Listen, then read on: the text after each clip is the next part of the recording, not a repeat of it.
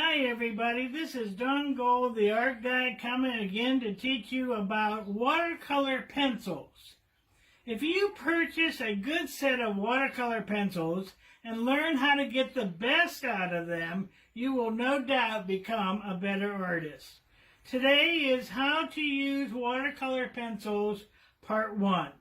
So let's get started. The first question is, what are watercolor pencils?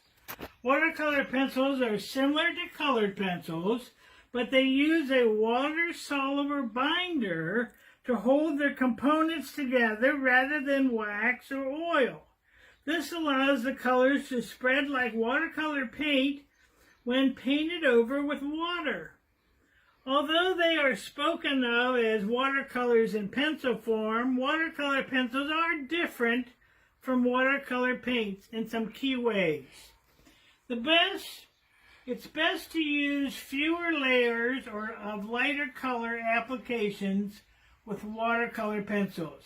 A heavy layering can lead to kind of a muddy buildup. Not every pencil line behaves the same way, so I encourage you to experiment to see how much layering your pencils need support. It's often impossible to completely remove all the pencil marks from your art, even if you use a lot of water. Watercolor pencils typically dry more quickly than watercolor paint, so it's essential to quickly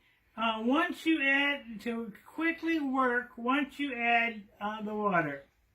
Now here's another good question. Why use watercolor pencils?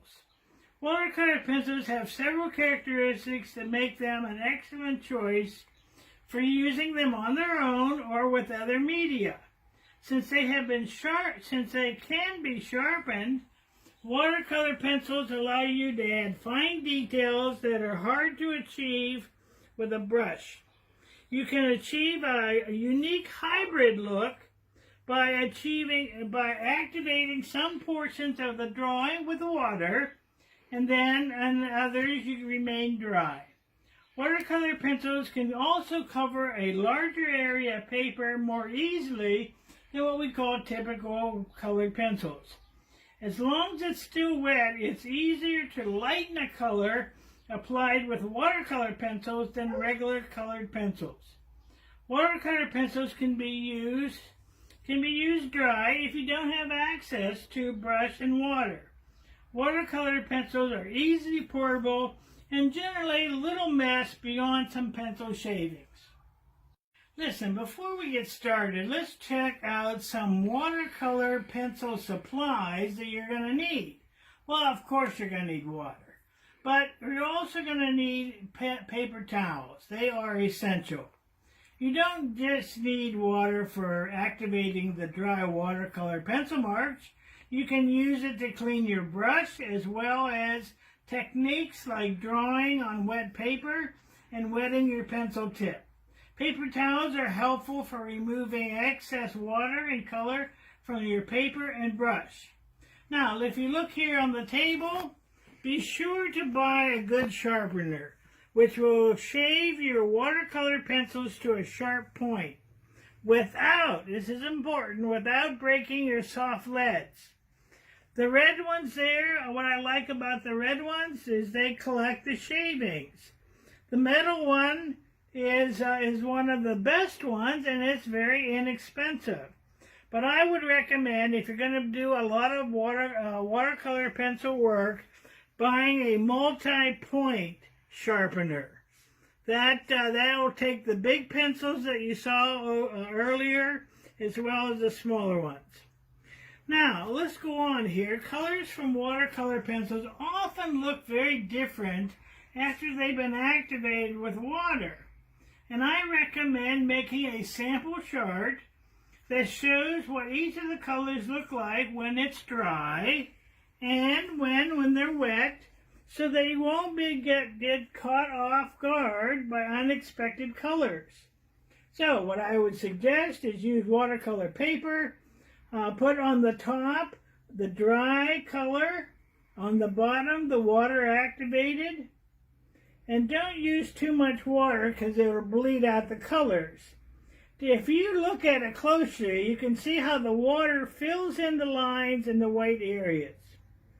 Before you start drawing in earnest, it's a good idea to make a rough sketch of what you want your picture to look like.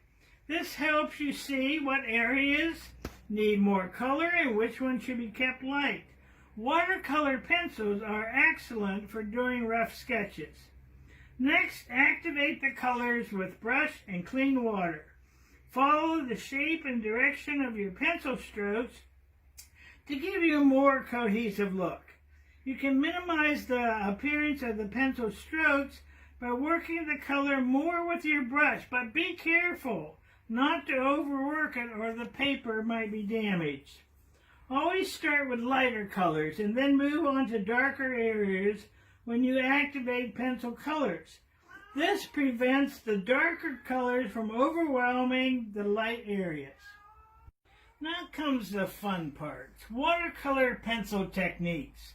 Watercolor pencils can make very different effects depending on how you use them. These are some of my favorite watercolor pencil techniques. I want you to try them out, experiment, and see what works for you.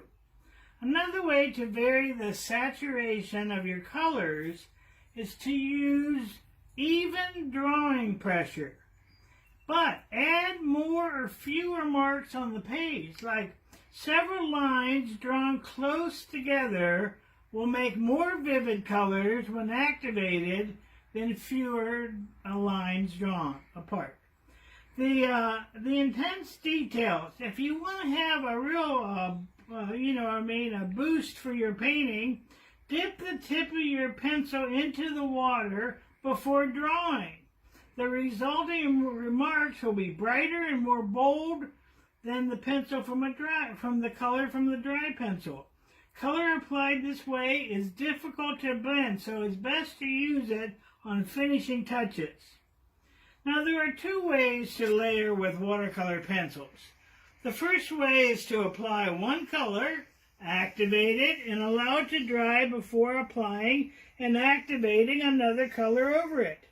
This is similar to laying the watercolor paint in that the colors don't actually mix.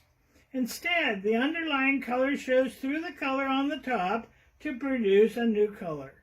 This method of laying is more prone to leaving hard lines between colors and can be time-consuming since you have to wait for each layer to dry. Well, I recommend blending. Blending allows you to make a smooth transitions between nearby colors. After you apply the color, use a wet brush to spread the lighter hue into the darker color until they form a smooth blend. Make sure you don't blend from dark to light, or the darker color will obscure the lighter one. You know, another way to make your pencil drawings look like watercolors is to work from a paper palette. Heavily apply the colors you want to use to a piece of paper. Then pick up the color with a wet brush and paint with it.